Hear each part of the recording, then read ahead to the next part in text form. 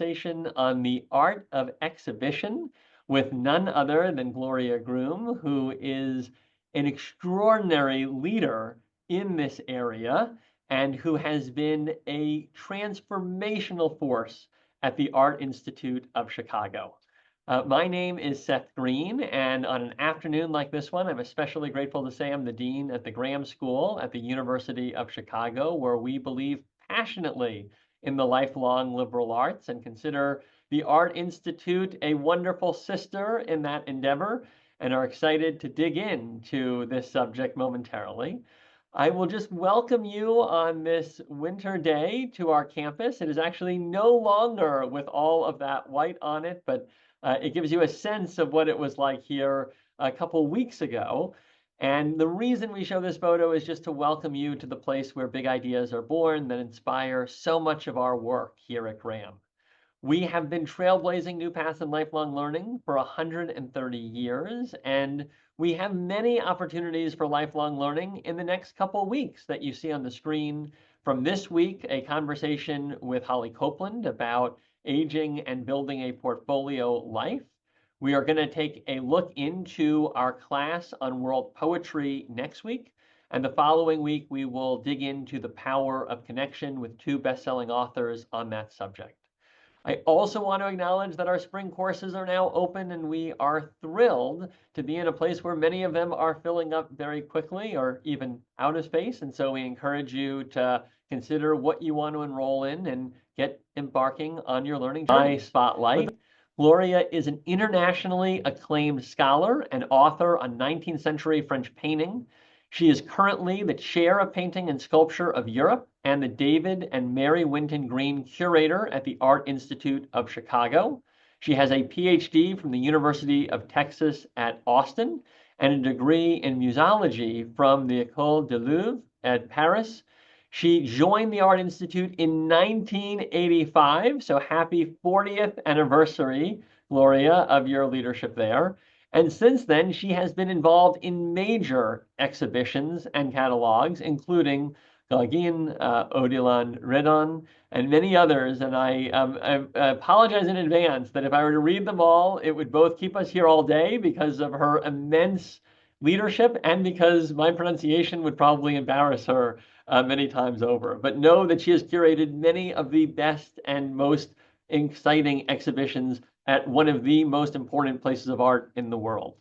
And so with that, Gloria, let's jump into our conversation. You've had a remarkable 4-decade journey at the Art Institute, rising to chair of European painting and sculpture.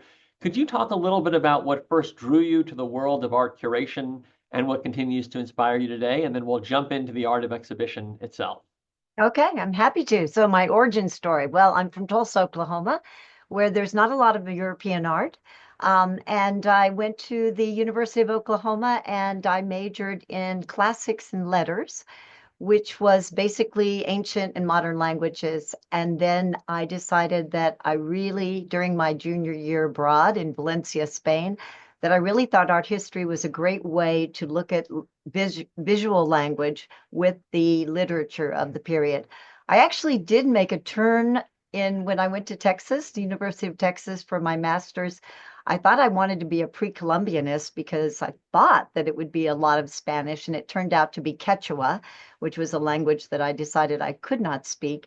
And then I was tempted by the university professor, Richard Bertel, to study French 19th century, and that really transformed my life. And from then on, it's been the best place to do French art history of the 19th century is Chicago. So when I was in Paris and I was asked to come here to work on an exhibition called Day in the Country, French Impressionism, the Landscape, I jumped at the chance and I haven't left.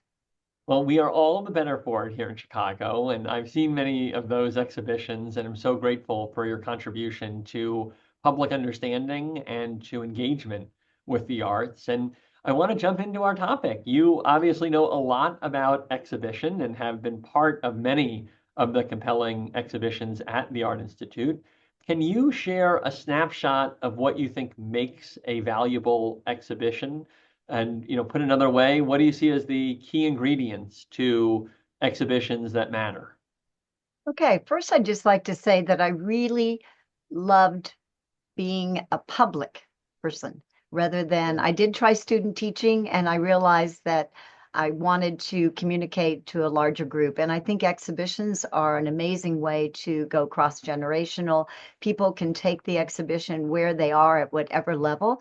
And so for me, the key ingredients are to have it's sometimes it's the art itself, but sometimes it's the art of the exhibition that helps someone feel like they've been somewhere else. All Hmm. of my exhibitions have been in the 19th century, and one of the key goals is to always think about what is the visitor experience, and when they leave, do they think differently than they did about this artist, about this theme, about this story that they thought they knew? And if I have succeeded, it's that they're, oh, this is different. This is, I don't want to keep doing the same things. One can do a Monet exhibition every year because he lived till he was 86. And so there's plenty of them out there. And for me, that's not enough. We are the Art Institute, and we're the city of Chicago, and so we have a kind of a unique position in that we've all grown up with the Impressionists in the 19th century, and so it's not enough to offer a general theme. It has to be something that dives deeper, because for me and what I've experienced, the more you know, the more you need to know more. It's that familiarity that makes it so exciting to see an artist that you thought you knew and to find out that, oh my gosh, just by reshuffling the cards of his career, he's a different, fresh idea that you have when you leave the exhibition. So key ingredients are a lot of things, but I think mainly it's thinking about what is the takeaway? How Right. is this going to be experienced, and what am I trying to say, and how is the best way to say it so that it's not overload and it's not too simple, but it hits that sweet spot. Well, I love that idea of being transported that you shared, because I do think that's, in my experience, when I've come out and really been shaped by an exhibition and it kind of anchors in my memory, it feels like I went somewhere. I was able to transport to another place. And that it means maybe in time or in, location, but it's that idea that it was more than just a set of paintings. It really reshaped my understanding of the world in some meaningful way. And it was the curation that allowed me to see that story that might not exist in a single painting or sculpture or artwork. I think that's a really valid point. And in the permanent galleries, we have a color scheme. But when you're doing an exhibition, you have the liberty of changing the colors and really thinking about something that you wouldn't do normally for something that's going to be seen every day for years and years. But it's the opportunity to really strike and do something a little more creative. And that's what I love about doing exhibitions. And that's why I think I'm an exhibition machine, because I do seem to have one every 2 years. Well, speaking of your being an exhibition museum, machine rather, I'd love to dig in. Let's talk about a recent exhibition at the Art Institute that exemplifies these principles of successful curation. And maybe you could tell us a little bit of the key decisions that brought that exhibition to life. Sure. Okay, I am going to try to share my Good. screen. Thank you for bearing with me. So, with Van Gogh, you probably saw Van Gogh's bedrooms in 2016.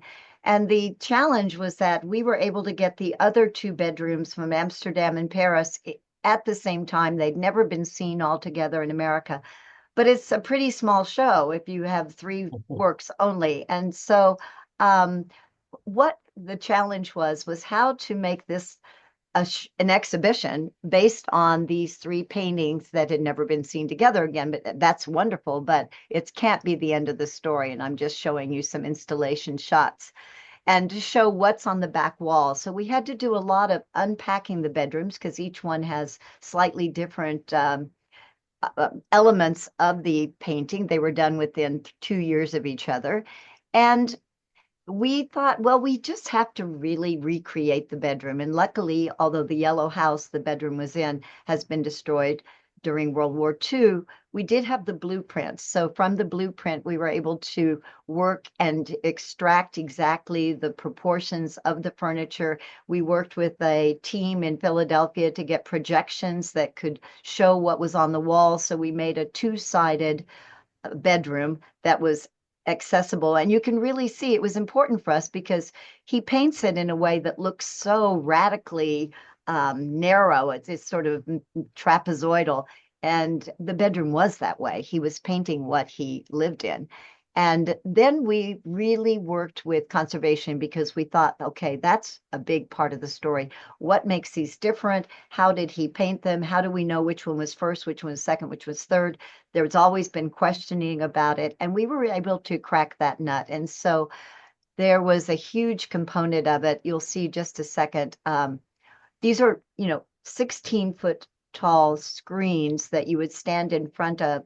And as you can see, it would bring it closer and you'd really be able to see for yourself in a way that you can't see standing in front of the paintings because we wanted to put them far enough apart that everybody could see one at a time and not get in each other's way. So this was an enhancement of that experience where you could really tell the differences in the way the paint was laid down and the differences in his thinking about what it was. So the first one is on the left, and ours is the center one, and then the one at the Musée d'Orsay. Then the other, yeah, I think that was where I wanted to end with that. Yeah, that was a really good example of having a very small thesis that exploded into lots of chapters and became a really popular exhibition. In fact, of course, it's Van Gogh, but it attracted some 300,000 visitors, even though the core of it was only 3 paintings.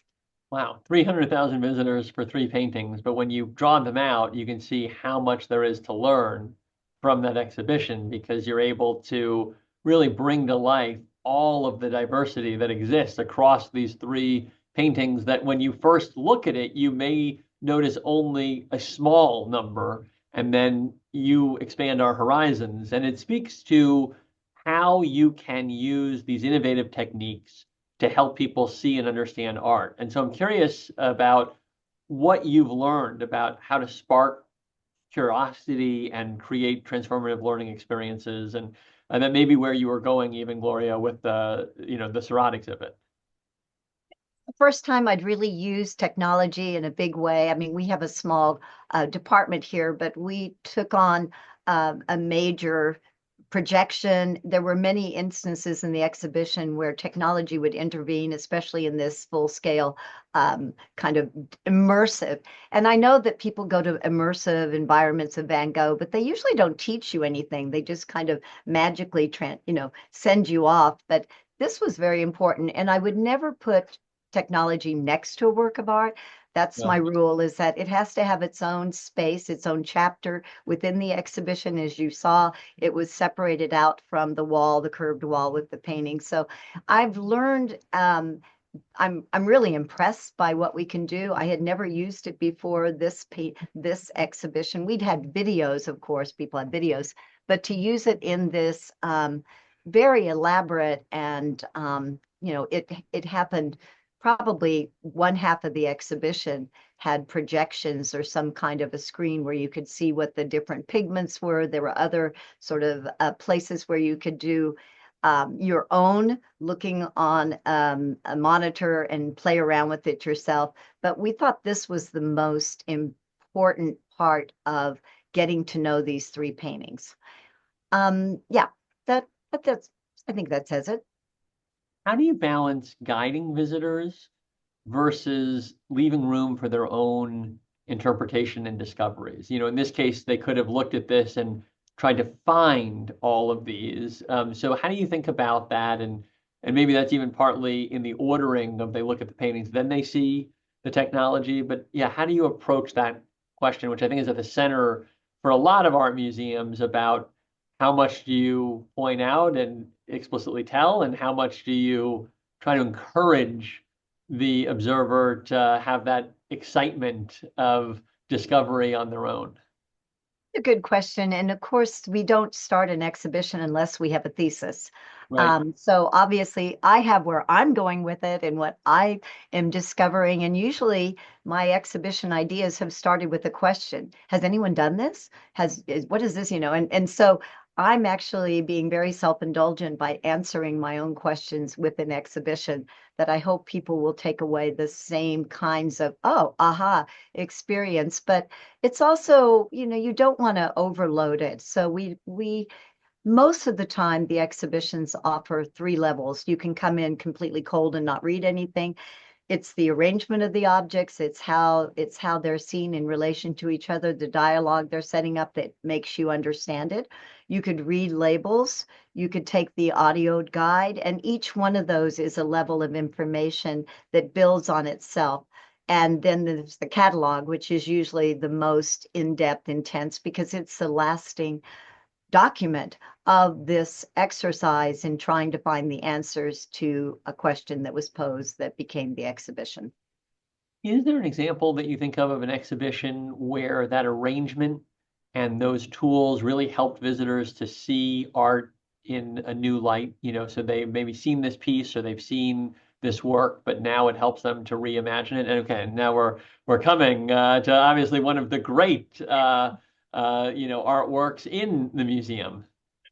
This was hard to do because the exhibition space we have has columns down the middle. And so I wanted to make Seurat at the center of it because what we wanted to do is to bring together for the first time, and no exhibition can do this because we don't lend this painting, which has been here since 1922, so it'll never be in another exhibition. But we wanted to bring all of the 26 drawings and the 27 little croquetons, these little works on cardboard almost, that go into this painting that he was using back in the studio to compose the final. And so we came up with this idea of just making sure these low walls and having these intercircular walls that would tell the story of how did he get from point A to B.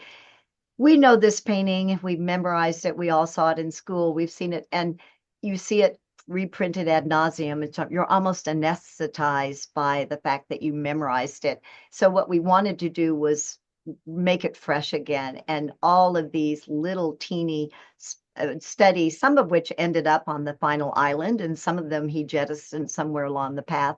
And to have people just keep walking around, but always be able to have the reference of the real deal. And I think it was successful. It was an experiment in trying to see how many works of art you can have related to one work of art in the same space without going into separate galleries.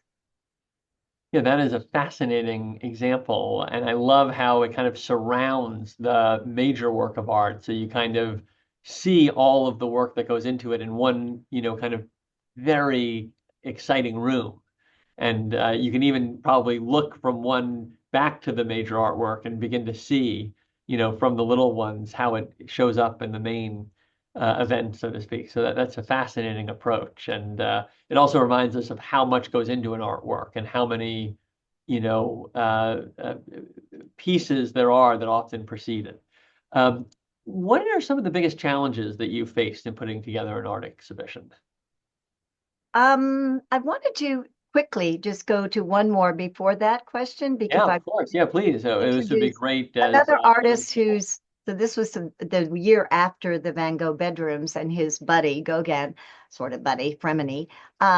Here, I just wanted to talk about one of the ways that I feel brings an exhibition to life and famous paintings. This is Art History 101, his Vision After the Sermon, and the way he's abstracted it, but I wanted to somehow bring reality in. And so I brought in the coifs so that you could see how Gauguin has flattened them out, how they become design elements in a story that he's telling about these Breton women having a religious experience. And I think at the time, people are like, really, you're going to find those? And I had to find clean ones, and a lot of them are dirty because they get worn. And I was able to locate these in Brittany. And I just feel like that is so important when you see what Gauguin does with it, with his paintings, with his ceramics, and even with his wood sculpture. So it's just one of those tools that for me, the reality and what artists were really looking at is is really important to understanding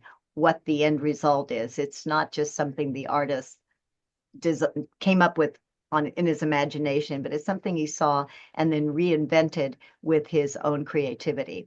To your point about what's a challenging exhibition, well, as you'll remember, this exhibition happened it was supposed to open in August of 2020, so obviously It it didn't, did and not. they expected. Yeah. And it was shut down again in November. I think it was supposed to open in May. Then it shut down to August. Then it shut down again in November. So it was the paintings were all there. We came in during COVID, and luckily it was an exhibition about Chicago collectors. So everyone was like, yeah, well, we're not going anywhere. No one's seeing the art on our walls. You can keep it as long as you need to. So this could have been a really problematic exhibition, as was El Greco, where we had loans coming in from all over the world that had to go back, even though they weren't seen in Chicago because it opened a week before we were shut down. So that's a challenge. And I'm just thinking about the Cézanne exhibition in 2022, where it was a different kind of challenge because what happened was the prices for Cézanne's went up so much that all of our shipping costs were off.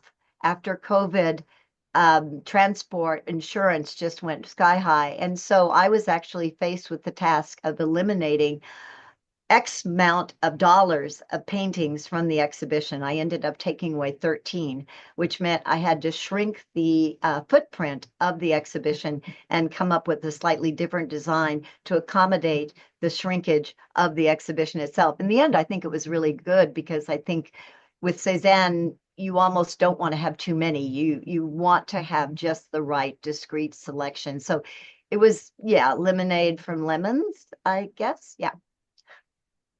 Well, so I have many more questions. I want to Okay. preview to the group that we want your questions as well. So please start chatting them in. Maybe I'll just ask Gloria if there's one exhibition that really holds a special place in your heart after these 40 years, and if so, which exhibition would that be? I have to say that it is Impressionism, Fashion, and Modernity. I've always dreamed of putting the real deal next to the paintings. What was Monet looking at when he painted his girlfriend at the time, future wife, in this incredible striped dress? And could I find something similar? And I went near and far to all of the costume collections in Europe and the United States, and I tried to find apples to apples. I didn't want it just to be a dress. It had to be the dress that had the same silhouette, that had the same feel, so that you could see yourself in mirrors looking at the dress or looking at the painting and know that it was the artist who brings the dress alive. The dress doesn't live until it is painted by someone like Monet or someone like Tissot or Courbet. And as people will remember, I brought an AstroTurf. I had bird songs piped in. I kind of went nuts because it just seems so operatic. And I actually hired an opera designer, Robert Carson from Europe, to do the design, which we've never done before. And those were they actually rotated those pedestals. And my favorite room was the hat room, where you could see our Degas millinery shop across from these 19th century hats, chapeaux that I borrowed from the Chicago History Museum, and we made the display like a hat shop. It was just fun. We could do goofy things like this in the under fashion room, where you have a painting by Gervax where she's all of her undergarments, including the corset, have just been thrown onto the table, and then you could show the undergarments afterwards as if they just fell out of the painting. You could have men's military fashion, which inspired women's fashion. You could have our Kayabot brought to life by the walking dress in the 1870s, which was so popular. And at the end, we again put the Grand Jatte, and you could have those 1886, 87, where the bustle is at its absolute apogee, and how women wore the male jacket with this incredibly emphasized derriere. And it just became spectacle, as well as, I hope, for many people said, they really learned something about how artists look at reality and how you change, how fashion and the idea of things changing so quickly and fashion and movement can bring a painting to life. These are fascinating, and they're so exciting to see and then hear your story of how they came to life. We have a lot of questions in the chat, Gloria, and unless you have more slides, maybe we'll, Oh, bring down if you want to just press stop share, we'll see you in full form. okay. And First, then I'll get started on some of our questions. So the first one, which is a great one, because we've been talking a lot about your role as curator and how you put together a great exhibition. But obviously, the experience in an exhibition is what you put together plus how the visitor actually goes about their learning journey. And so the first question we have here is what suggestions do you have for a visitor to an exhibition in order to maximize the experience? very good question. If it's an exhibition you know a little bit about, I think you can just go in and read the labels. That's the first level of information. And we try to make the labels so that you don't uh, glaze over halfway through. They're usually 100 words. We're actually very strategic, and it's hard to write a label for 100 words. And I think just relaxing, because knowing that the story being told is somebody who really wants to communicate. So there is nothing intimidating about it. There is going to be nothing that is not understandable. It's just a story. And it's stories with chapters, and each gallery might have a different chapter. So it's it's it's an easy experience, not something to, I mean, if you're taking a 4-year-old through and that's something different, I'm not going to speak to that. But if you're just on your own, you will relax, enjoy yourself. Our next question comes from Emmy. She asks, what do you see for exhibitions in the future? And in particular, will AI and technology play a bigger part? Probably so. I think it's already, I mean, I don't think AI has played a role in mine yet, but technology is very helpful, especially when you're talking about the science of a painting, the conservation, and you're trying to get across some of these more complicated beneath the surface. Then you really do need something like technology. Just to tell the story of the art is a completely different thing. But I think as long as it's done where it's not interfering with your experience, your psychic experience in front of the work of art itself, I'm all for it. Anything that increases our not just entertainment, but our the value of an exhibition, I'm all for. Evan asks, and this is based on your broader expertise, who is the most underappreciated 19th century French artist? Will you organize an exhibit for that artist? Oh, I'd love to show you my last slide. It was the slide of that we've done for the banners for Kayabat. So we have the Kayabat that's the, the mater, the best. The largest, his only multifigural, really multifigural composition, very similar to the Grand Jade in its ambition and size. And we're doing an exhibition that opens in June on this artist, and it's only on his paintings of men. There are some women in it, of course, but he really was the only artist among the Impressionists who is not known, because until 1995, when we did our first Kayabat exhibition, there was only one Kayabat to be seen in Paris besides our Kayabat. You had the floor scrapers in Paris. So for many in art history and art classes, we just ignored this artist completely. We think we know him because we have that painting, but I think that it's going to be an eye opener for all of us. Julia then asks, have you ever introduced art by contemporary artists as part of your exhibitions? Why or why not? And maybe I'll broaden the question a little bit. How do you think about artworks across time? Whether that's from the 19th century to contemporary or whether that's, earlier to the 19th century. But how do you think about that question of time and space as you put these together?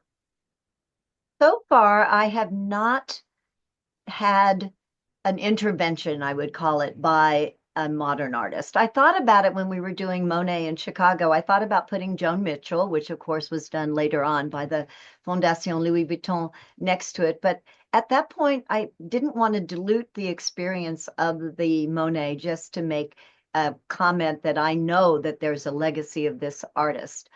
However, during Cézanne, who truly is an artist, and is truly the guidepost to the 20th and 21st century, I did invite artists, contemporary artists, 10 of them, to write for the catalog, and I included some excerpt from their page in the catalog in the label. So that was, I mean, it's not the same thing as including their work, but it was at least making a nod to the fact that, yes, Cézanne continues to be critical to artists.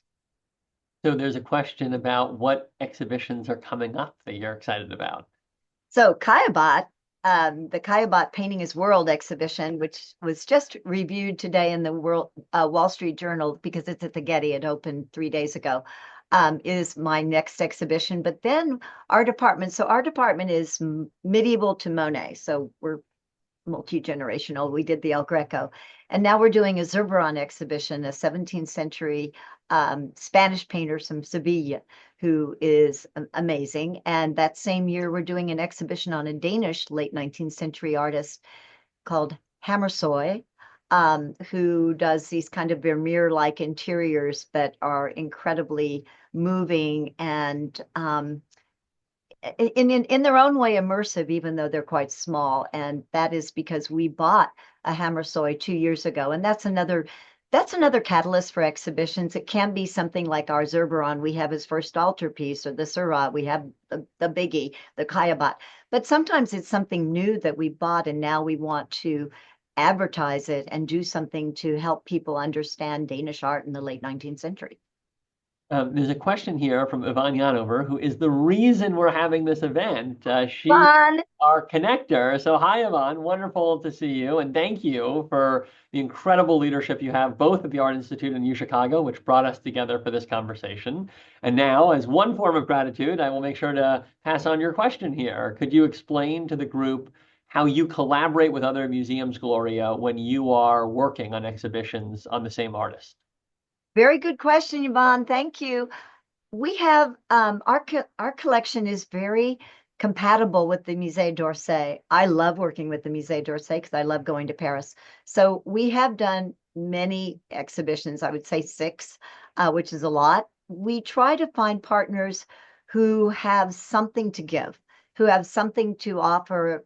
When we did the Getty, we did Manet and Modern Beauty. Now we're doing Caillebotte. They just bought a Caillebotte painting 2 years ago, so they're in the position of wanting to announce it. So they were logical partners, as was the Musée d'Orsay, since they have the floor scrapers and wanted to do something. So it's usually a question of compatibility. It's hard to do a 3-venue exhibition. Usually we do 2, but sometimes it just needs to be seen in 3 different places. In the West Coast in Chicago, there's not a lot of overlap there, so that made perfect sense to us. And we love for our exhibitions to go to Europe and to show what we do to a broader public. We have an interesting question here from Michael Price, who says, you know, yours are often in the 19th century. You're transporting viewers to another time and place. Do you have any thoughts on how you might exhibit and transport viewers into the mid to late 20th century? And I think the challenge there being many of us have lived potentially in a time period that includes that, but yet we have to transport back. And we had our own individual experiences potentially in that time period. And the experience that you may want to move people to may be different, right? Depending on where the art is coming from or the experience. And, you know, that can be very difficult to even imagine a 1980s for me. But, you know, I grew up in a very specific context in the 1980s. And now you want to bring me to another way of looking at it from others' experiences. You want to just talk at all about maybe that challenge of bringing people into an exhibition that is even contemporary to their own lives? I would not be doing that exhibition. We do have curators that are specialists. I cut off with Mr. Monet. Yeah. But I do think that it is a challenge at the same time. For example, Impressionism and fashion. Everyone thinks about what they wear. I mean, to me, that was a universal theme. It may be in the 19th century, but it's the same idea that you paint what you're living in, that is your era.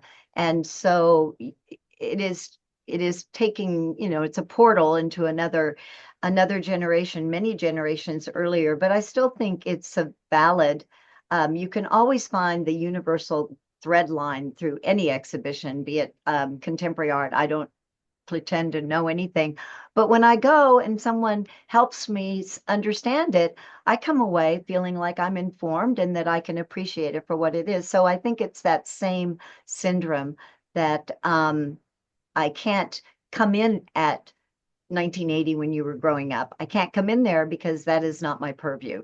Right. Martha asks, in my field, we learn as much from our failures as from our successes.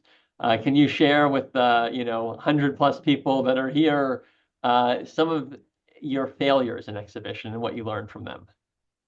I think I would never say I failed. I think there are things that we can always improve upon and do better. All of the exhibitions have happened.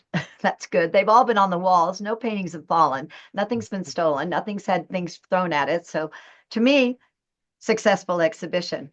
I think sometimes it's simply the topic wasn't of interest enough. We did one called Volard from Cézanne to Picasso, and it was about a dealer and who had these artists. And I think the topic just didn't grab enough. There were too many artists, there were too many little bits instead of a singular thesis that was easily understandable and appreciated. So I would think it's more in what we try to do, and sometimes we try to do too much.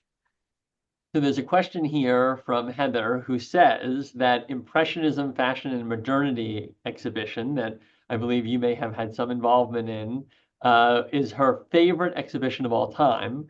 She wants to know, how did you get the incredible clothes, and did you have a team of people working on them? I did have a team of people working on it. I knew that we do not have a mannequin. We do flat fabrics in our textile department, so I knew we couldn't come here. The Chicago History Museum wasn't organized enough to be able to borrow, so that's when I called the Met and I said, "Would you be my partner? Because I can't do this exhibition without the Costume Institute. Not only do I need your costumes, but I need you to help me find the others in other collections around the world." And that was the one I just showed you all those slides from. It is my absolute favorite exhibition because I got to work outside of my comfort zone into three-dimensional mannequins and learn how difficult it is to do a costume exhibition. Paintings, you nail them on the walls and they're there. A costume has to be, the molecules have to be balanced against the molecules on the other side. It can take 3 days to put something on a mannequin and have it ready for display. So that was an eye opener, and I loved the results. So Aditi asks, what is the economics of exhibitions? How do you think about those budgetary pieces? And, is that part of what you're doing, is maybe forecasting, tickets and philanthropy, of those pieces as part of an integrated process? Or is it more set where there's a certain amount and then you're just planning the exhibition and not necessarily looking at the interaction between these different pieces? So the steps for an exhibition idea, the next is what will that exhibition look like? And so we do what we call a checklist. And from that checklist, there are people who know how to say, well, that's coming from Hong Kong or that's coming from Abu Dhabi. That's going to cost X number of dollars. Get an insurance valuation. So all of that has to be decided upon. And sometimes, as in the case of Cézanne, I'm told I can't bring that painting. It's too far away. It's going to cost too much. So those budgetary issues happen quite early in the game because you try not to have it suddenly be over budget at the very last minute, which, as it did in the Cézanne, caused a ripple effect. But there are people that in registrar's department, in exhibition projects. So we're back to, it's never just me. I get my name on it because I'm kind of the content provider, but it's a team of people and we work together and we move together through every phase of getting an exhibition from its concept, which is usually 4 years from the time that the public sees it on the walls. That includes the catalog, writing, and publishing. This person wants to know, where does your inspiration for an exhibition most often come from? Is it partly that you're traveling the world and seeing different museums? Is it your reading of art history? I mean, I'm sure it's a collection of different influences, but do you think there are one or two sources that are most generative for you in terms of source of exhibition ideas? It's usually a mixture. So Monet in Chicago was just because we'd never done it. And we have Monets. We have 33 Monets. That made sense to me, and I knew we had a lot. Sometimes it's just a question with the Impressionism and fashion. It was like, well, What are they looking at, and I keep reading about how important 19th century was for the fashion industry. Did Monet have anything to do with the fashion? Just those kind of questions, and then try to find out if it's been done before. Look around. With Cézanne, it's because our last Cézanne exhibition had been in 1975, and it just seemed like that's a whole generation, and there's a slew of new ways of thinking about it. And even Kayabat we did in 1995, but since then there's so much new scholarship and new ways of approaching his art that it seems time to do it for the next generation. We talked earlier about collaboration with others. This question, though, in particular asks whether or not you've tried exhibitions that might be across museums. So we heard about how you collaborate to bring an exhibition into your own. Is that something that happens where there's something, across numerous Chicago institutions, or there's a theme or other ideas that might be in common? I can't I can speak to it only in my colleague, Matt Wiskowski, is now doing a project it's called Project Black Planet. It's Pan Africa, and it's across the city. And there's something going on at the University of Chicago, and there's multiple institutions, including the Arts Club of Chicago. They're all taking something from the exhibition and running with it. So it's such a global exhibition and such a huge topic that it lends itself, and he strategized with these institutions all the time, and so they are all participating, but that has not happened. I think the most we can do usually is these windows. I don't know if you've ever gone on Michigan Avenue during a major show. They have the windows for Cézanne, and they're going to have the windows for Caillebotte. So different commercial enterprises will do window displays. It's not Well, the we same. are at time, Gloria, which is a Okay. shame because this has been such an utter joy to hear your perspective on the art of exhibition. I have to tell you, as someone who has loved so many of the exhibitions and then has brought my two girls, and we've just had such fun.